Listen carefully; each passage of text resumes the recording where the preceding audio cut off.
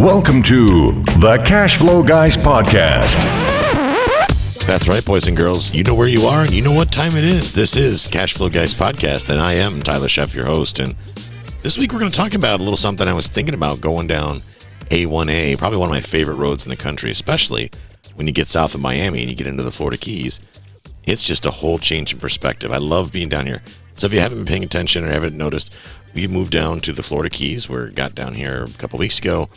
Absolutely loving it down here. We're doing some volunteer work and giving back to the community and enjoying the sun and the surf and the water and just kind of chilling out. We were out traveling. For those of you that didn't know, we've been out traveling full time in our motorhome across the country, and we were out in Lake Havasu, California when #coronavirus hit, and we decided that we didn't really want to be that far from quote-unquote home while all this was going on, add to the things of what's going on in the world with lots of financial turmoil and civil unrest and all these different things, and it just made sense for us to head back to what we call home, which would be the state of Florida, and get situated. So I'm pulling out onto A1A, and I look in my rearview mirror, and I see this big line of cars just screaming down A1A. You know, whatever, normally I don't even pay attention to it, but what I noticed was interesting about it is they were all the same cars, and they were Nissan GTRs. Now, I'm going to apologize up front. I'm not a car guy, so I'm probably going to say some things. The advice you're never going to want to take from me is car advice, unless it's on the financial aspect of having a car, because I don't really know a whole lot about cars. I know a little bit on how to work on them. I know where to put the gas in the oil. I know how to drive the hell out of them. I used to drive a race car way back when, but I'm not a car aficionado by any means. But I'm going to give some references in this podcast that has to do with that. So giggle if you will, but that's that. I'm also not an expert on Harleys. I might use that as a reference, and you will definitely see how ignorant I am to Harleys as well, so stay with me. What got me thinking is I see all these folks going by, and I like to people watch. I enjoy it. I enjoy seeing and observing and studying people. And one thing that we noticed, now I was paying attention a lot less than Jill because I was driving and she was riding shotgun, is I noticed, we together noticed that most of the cars, and there may have been not 100, maybe there's less than 100, whatever. But most of the people driving the cars were very young. And by very young, I'm saying in their 20s, closer to their early 20s. And honestly, I don't know anything about a Nissan GTR. Some of them sounded obnoxious, I can tell you that much. But then again, I'm getting old and cranky, so any loud noises drive me crazy. But that's why I could never have a Harley. It's like, oh my God, it's too loud. I noticed that there are a lot of guys who were driving were kind of young, and I started thinking to myself, wow, they're either really successful or really heavily in debt. And I hope it's the first one and not the latter, but let's say that I'm 50% right. That means half the people could afford it. Well, what do they do? Are they Instagram stars? Are they some sort of technology thing? Or do they have a great job? Do they get a degree in college? And if they got a degree in college, well, maybe they're making great money, but maybe they've got student loan debt. This is the stuff I think that goes through my feeble little brain. So I started thinking more about this, and I realized there's so many of them, and there's so many of them that are similar, almost identical cars, but they look like they're having a good time. I mean, they're down on A1A, for gosh sakes. They're in the Florida Keys. They're just probably going all the way to Key West. Who knows? If I was them, I would be. That said, not knowing much about a Nissan GTR, they seem like pretty decent looking cars. I said to my wife, I said, how much do you think those things go for? So she did, got to Uncle Google, typed it in Nissan GTR, and discovered that the GTRs sell for somewhere between $60,000 and $100,000. Now, granted, guys, this is a 5-second, Google search. So maybe we overlooked the fine details, but how much the cars are worth really doesn't matter, because we're going to talk in generalities, we're going to talk about concept, and we're going to see how it applies to what we're doing now as real estate investors. First thing I thought about is, wow, that's a lot of money to spend on a depreciating asset, a car. Of course, then again, I don't drive a Ferrari, I drive a Jeep. Why? Well, because it doesn't cost much, and it's a cool little car, and I enjoy it, and it's a tool at the property. I can do all kinds of fun things with it, and that's why I have a Jeep. I've never been I don't appreciate cars enough to invest a lot of money into them. But I have friends that have classic cars and that like those things, and that's cool. But I'm a guy, I'll go out and spend a fortune on a gun. I value guns more than I do cars. My choice. So I started thinking, how could this group that kind of shares a common belief, they like their cars, they like to drive fast, they like to be in the Florida Keys, they appreciate nature, how could they expand on that? What would be the next step, right? I've always been a believer in seeing how we could make things better. What could we do? And I started thinking, geez, if there was a group,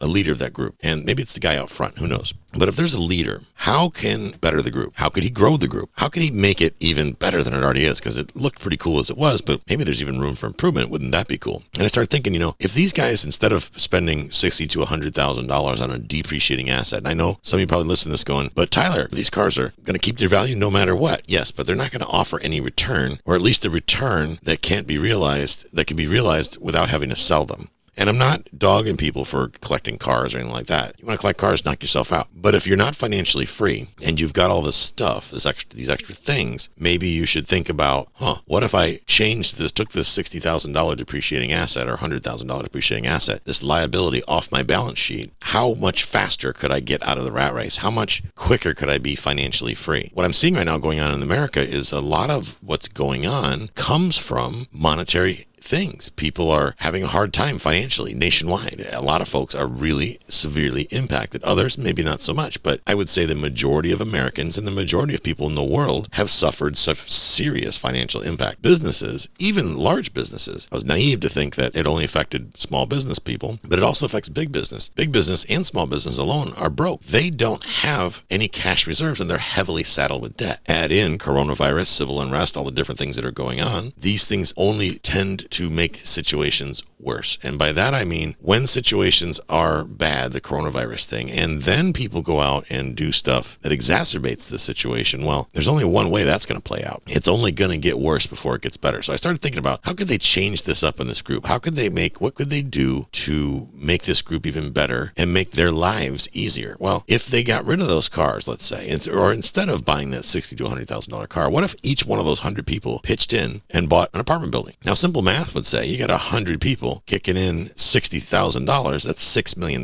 If it's $100,000 cars, that's $10 million. I got news for you. You could buy a lot of property with $10 million that would actually cover the car payments, even if you fully leveraged them, and therefore allow people to still have the car or then get the car, but have something else pay for it, have the asset pay for it. Now, I'm not suggesting that everybody goes out and becomes a syndicator tomorrow. That's not what I'm saying at all. But what I am saying is think about the power of groups, what you can accomplish in groups. Groups of like-minded people can accomplish great things if they put their mind to it. So how can you in your own community leverage the power of your network, your groups, to build your portfolio? And a lot of people tell me I can't invest in real estate because I don't have enough money, or I lost money in the stock market, or whatever reason it is they don't get out of the rat race. Part of that is because they're only basing their ability to get out of the rat race on what they specifically have to use as a tool to get out. We forget that you can leverage other people's resources to also get yourself out of the rat race.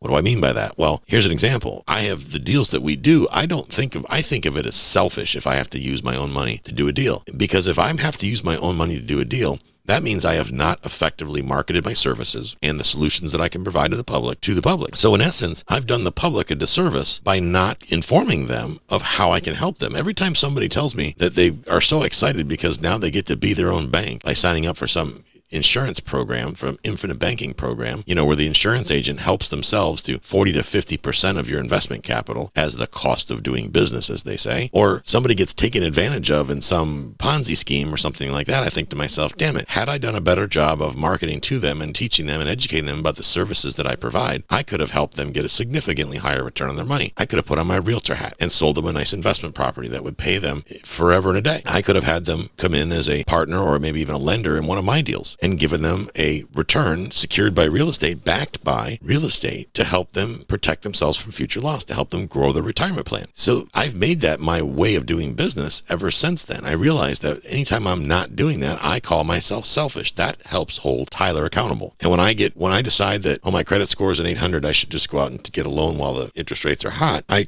convince myself, no, Tyler, that's being selfish. What you should do is turn on that microphone and inspire more people to go to cashflowguys.com/Ask Tyler, book an appointment, and talk about leveraging their retirement plan and helping them grow their retirement plan with me right away. Because that's the right thing to do. That's my contribution to society. People say, people ask, what is my contribution? Your contribution is helping people grow their retirement accounts, helping people mobilize their cash, not patronizing some hard money lender who's going to try to whack you for 20% interest and points on the front and points in the back, or 10% or whatever it may be, or not making some wholesaler rich. That's not really helping anybody, because someone has to suffer for someone else to profit. So a win-win is being the person that goes out there and solves problems. When you know that group of 100 people, it doesn't have to be 100, it could be 10 people. And when you can step up and take that leadership role and you can bring value to that relationship, guess what you don't have to do? You probably don't have to inject any of your own cash. There's no cash infusion required there to grow your business. Because if you're the person that simply assembles the group, that alone is worth, in my opinion,